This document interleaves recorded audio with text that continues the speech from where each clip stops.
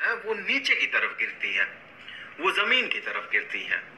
जैसे जब बारिश होती है तो पानी की बूंदें ये नीचे की तरफ गिरती है और यही सारे बूंदे एक साथ मिलके वो नदी में जाके समा जाता है और नदी नीचे की तरफ बहते हुए समुद्र में जाके मिल जाती है। हम देखते हैं पानी ऊपर से नीचे गिरता है। उसी तरह से अगर मैं यहाँ से इस टहनी के इस पार्ट को अगर मैं काट देता हूँ तो ये आम जो है ये नीचे गिर जाता है। ये ऊपर की तरफ नहीं जाता है बल्कि नीचे की तरफ ही हमेशा जाता है। हाँ, ऐसे भी कुछ एग्जाम्पल्स हैं जहां पर कि हम देखते हैं कि चीजें जो है वो ऊपर की तरफ जा रही होती है, जैसे कि धुआं, गैस बलून। लेकिन फंडामेंटल लेवल पे अगर आप देखें तो चीजें वही हो रही है जो कि पिछले केसेस में हो रहे थे। यहां पर क्या होता है कि इस स्मोक के केस में, इस धुआं के केस में होता यह है कि अगल बगल बहुत सारे मॉलिक्यूल्स है, गैसेस मॉलिक्यूल्स है, तो वो भी नीचे आना चाहता है और यहाँ पर जो भी मॉलिक्यूल्स है, इस धुआं के जो भी मॉलिक्यूल्स है वो भी नीचे आना चाहता है। तो सब नीचे आना चाहते हैं, पर ये जो है अगल बगल का जो गैसेस मॉलिक्यूल्स है वो ज्यादा भारी होने के कारण, या फिर कहे वो ज्यादा मैसिव होता है, तो ज्यादा मैसिव होने के कारण उसका जो टेंडेंसी होता है नीचे की तरफ आने का और इसका जो टेंडेंसी होता है नीचे की तरफ आने का, उसमें डिफरेंस होता है। तो ये जो है अगल बगल का जो हवा है या फिर कहे एयर मॉलिक्यूल्स हैं वो इसे सब्स्टिट्यूट कर देता है इस धुएं को, और ये जो धुआं है ये ऊपर की तरफ चढ़ने लगता है।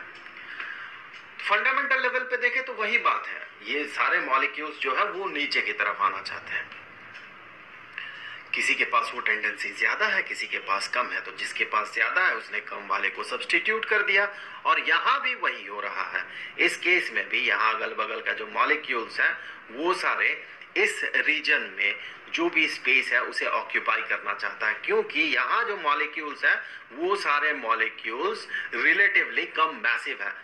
यहाँ इस बलून के अंदर जो गैस है उसका जो डेंसिटी होता है इस आसपास में, इस रीजन में, इसके चारों तरफ जो एयर है उसके डेंसिटी से कम होता है, इसीलिए ये जो गैस है अंदर का वो सब्स्टिट्यूटेड हो जाता है और वो ऊपर की तरफ चढ़ने लगता है। सो फंडामेंटल लेवल पे चीजें हमेशा नीचे की तरफ आने का कोशिश करते हैं। ऐसा क्यों होता है? ऐसा मास के एक बेसिक प्रॉपर्टी के कारण होता है। वो प्रॉपर्टी कुछ ऐसा है, चलिए दो मास कंसीडर कर लेते हैं, दो स्फेरिकल ऑब्जेक्ट्स। तो इनमें एक्ट करेगा एक फोर्स ऑफ अट्रैक्शन, इसे खींचेगा दूसरा वाला ऑब्जेक्ट और इस दूसरे वाले ऑब्जेक्ट को खींचेगा ये पहला वाला ऑब्जेक्ट। ये अट्रैक्टिव नेचर का फोर्स होता है। इस फोर्स को हम कहते हैं ग्रेविटेशनल फोर्स, जो कि सिर्फ और सिर्फ मास के कारण पैदा होता है। जब इस फोर्स को स्टडी किया गया तो ये पाया गया, मान ले कि यहां पर इस फोर्स का मैग्नीट्यूड है F, तो इसका भी मैग्नीट्यूड F ही होगा।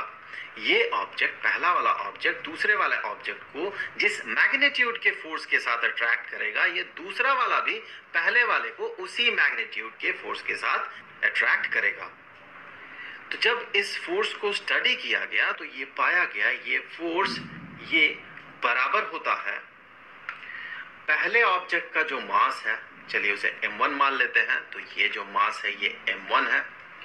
दूसरा ऑब्जेक्ट का जो मास है इसे m2 मान लेते हैं, तो ये जो फोर्स है ये बराबर